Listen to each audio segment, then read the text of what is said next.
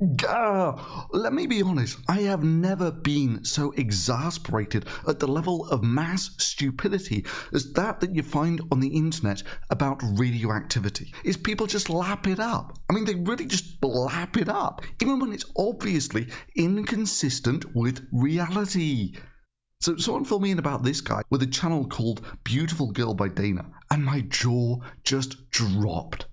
I mean, this was me in my last video, laughing about a completely bogus fallout map, because if those numbers had been real, about 70 million people, about a third the people in America, would have died. And that just might have made the news. Yeah, it didn't happen. California did not turn into a radioactive wasteland, and no one could be stupid enough to say that it did. Right? How can they do that to us? How come they're not throttled and on their friggin' backs is beyond me. It's coming. They're going to put us to that, because we won't be able to take it soon.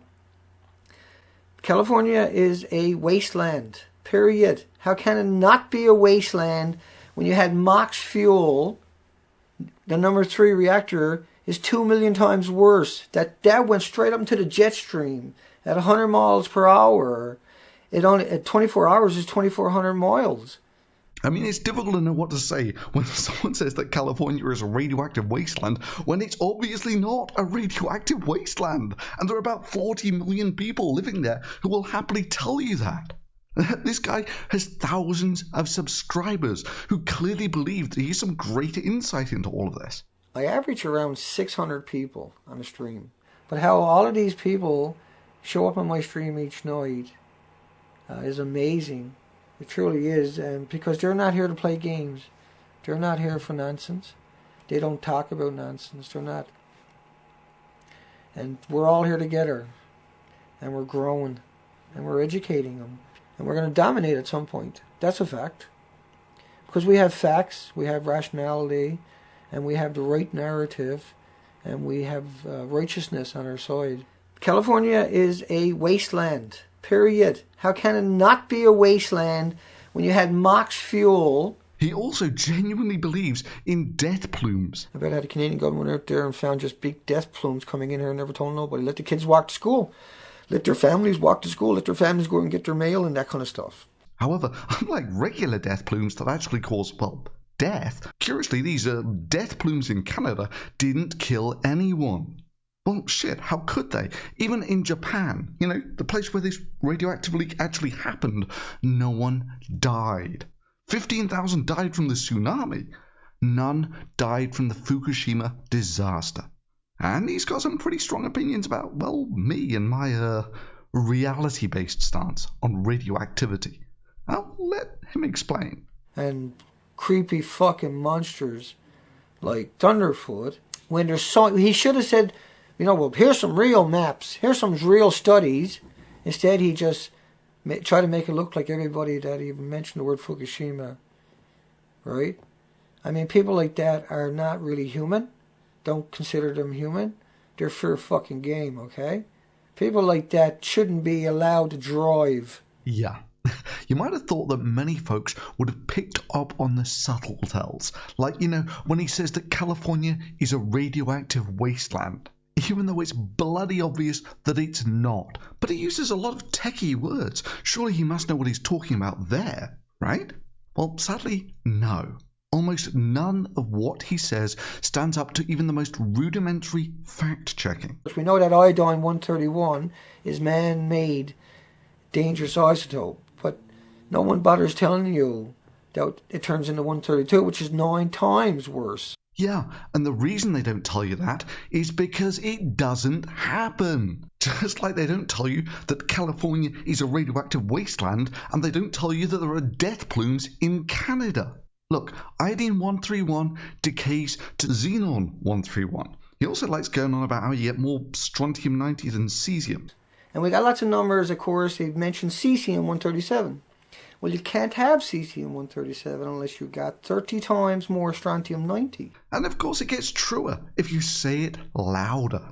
You can't have cesium without 30 times more strontium.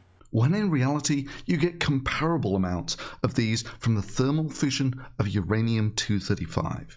I mean, these are just the warning signs that maybe the guy whose knowledge of ionizing radiation is limited to drawing symbols with crayons is maybe not the best place to go for your advice on radiation. But other things should set off your bullshit alarms like crazy. For instance, he believes in all sincerity that this powerful tropical storm that hit the Philippines was driven by heat from the ocean from the leaked isotopes from Fukushima. And that contaminant is heading all the way to North America, meaning the ocean is filling up and it's heating up because it's putting out all this energy. I made a video full of this called Fukushima Butter Numbers if you need more. But what happened to the Philippines is a direct result of the radiation being absorbed into those super cyclones. I had a Canadian government out there and found just big death plumes coming in here and never told nobody. Let the kids walk to school. Let their families walk to school. Let their families go and get their mail and that kind of stuff. For what? For a paycheck for another couple of years? Until a big storm like the Philippines comes in here and tears up this coastline? You don't think it's not going to happen. As the strength of it increases as it comes along the coastline, you too can get a storm just like the Philippines or Tonga. I know, I was joking in my last video that someone could be stupid enough to blame things like forest fires on Fukushima. I mean, I know there were people who genuinely blamed Fukushima for their back pain. I have disc degenerative disease in my lower back, and I have no family history of it, and I have no accident that could have caused it. And I have some digestive problems as well, and stomach pain as well. And there were people who genuinely blamed Fukushima for gaining weight. Right now I have a lot of weight issues and thyroid issues that I didn't have before I came in, and issues that I didn't have after I had my child. And to be honest, I wouldn't be surprised if people are now coming forward that say Fukushima killed their cat or turned them into a newt. Got better. But to blame the weather on Fukushima, I mean, surely it must make you weep tears of despair for the future of mankind that someone like this has thousands of followers. I mean, how can they possibly believe that a hurricane was caused by Fukushima heating up water? But what happened to the Philippines is a direct result of the radiation being absorbed into those super cyclones.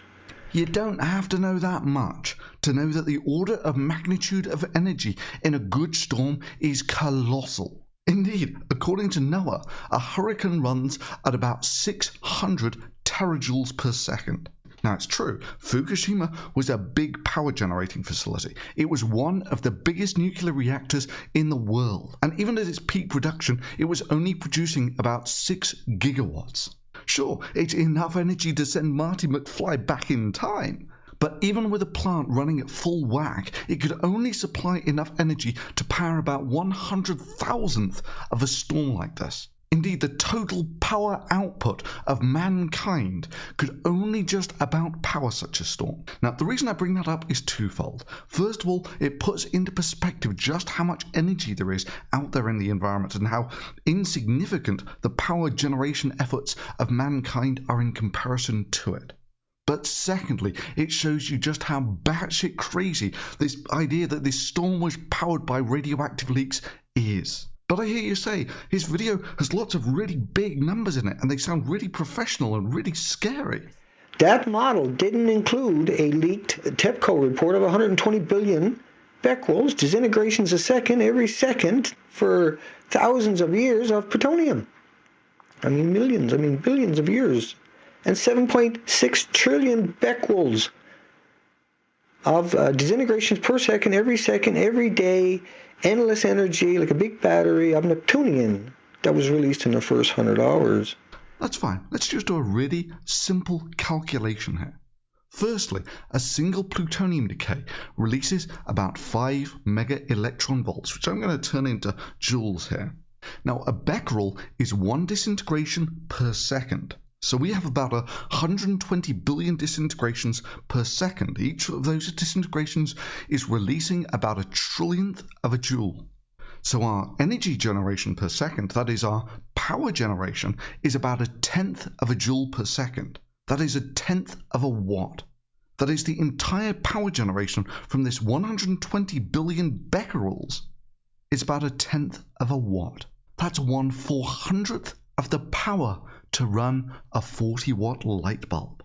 Wow, there you go. That entire devastating plutonium leak is providing the entire Pacific Ocean with the same amount of heating as 1/10 of a watt light bulb.